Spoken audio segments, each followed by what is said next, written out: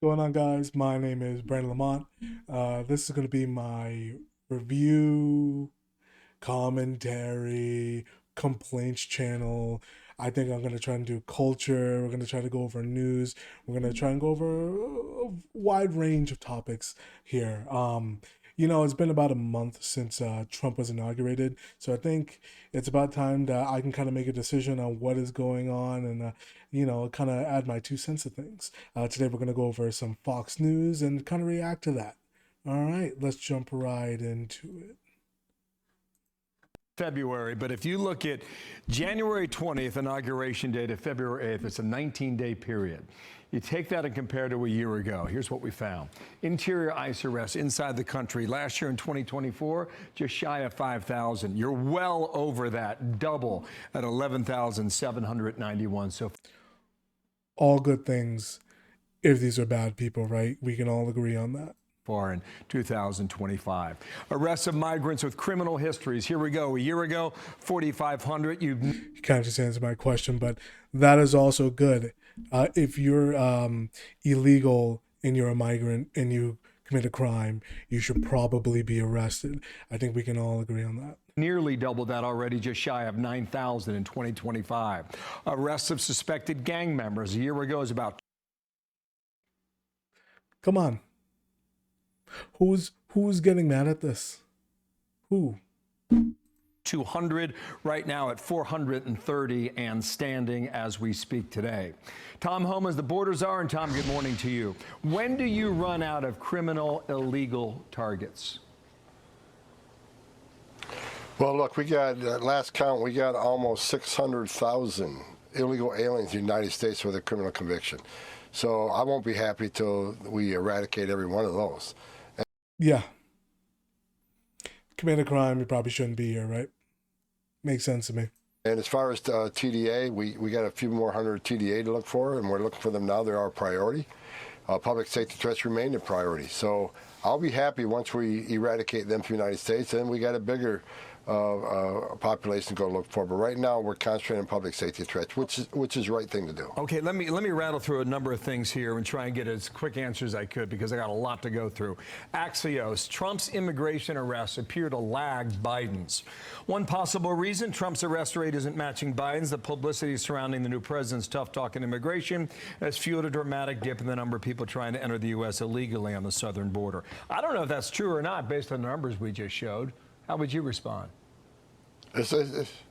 Well, they're adding the Border Patrol arrests to the ICE arrests, which we're not doing. We're just talking about interior arrests, and we're blowing them out. He's like, what are you even talking about? I'm out here every day, bro. The water, we more than doubled them. And the reason the border arrests are done, because we secured the border. I looked at the numbers today, Bill, 229 total encounters on the southwest border. 229, compared to that 11,000 a day under Biden. I started in Border Patrol in 1984. I've never seen the numbers this high. 229 total encounters in a 24-hour period. That is a record. So that's why there's less total arrests, because the border is more secure than it ever has been. Okay, here is a complication in Florida.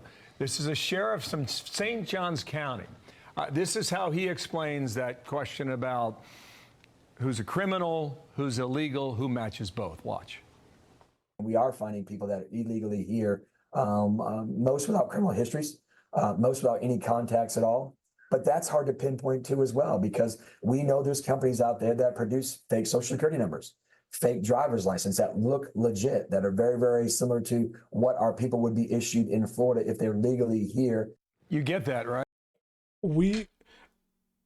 Ever since I was a kid, right? And I'm a child of immigrant and second generation, right? Everyone knows that this happens. Everyone knows that there's someone out there doing this in the community. I don't understand why people now are so upset that people are going in and stopping this from happening, right? It is abuse of the system and it needs to stop. If you say you're coming here and you want a better life, getting a fake security number and then also working illegally is not the way to go, right? And I will also say the companies that employ people that way while also paying them horrible wages need to be held accountable for doing that. It's simple. Right? I mean, you understand what he's talking about, and it can be confusing. Go ahead.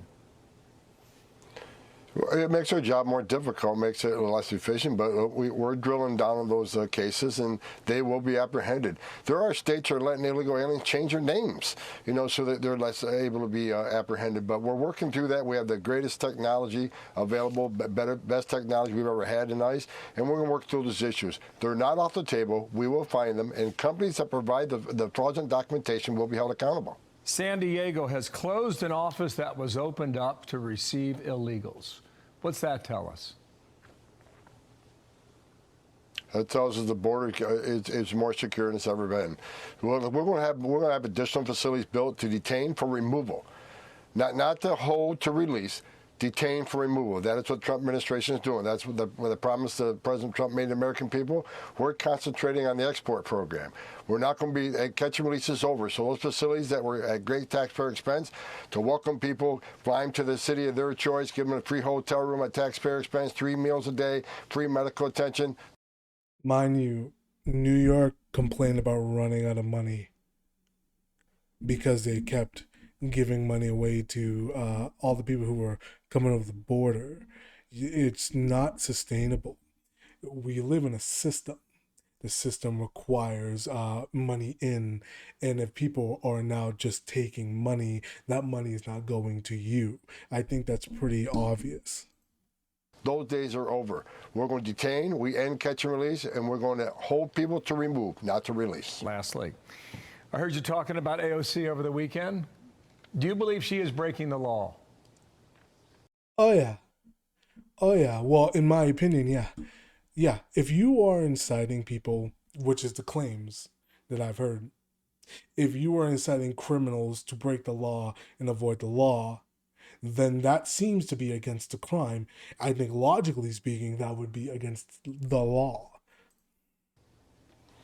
I'll leave that up to DOJ. What I find disturbing is that any member of Congress wants to educate people how to evade law enforcement. You can claim you're educating those constitutional rights. Okay, you can keep that claim. What she in fact is doing is telling people don't open your door, hide in your home, don't talk to ICE.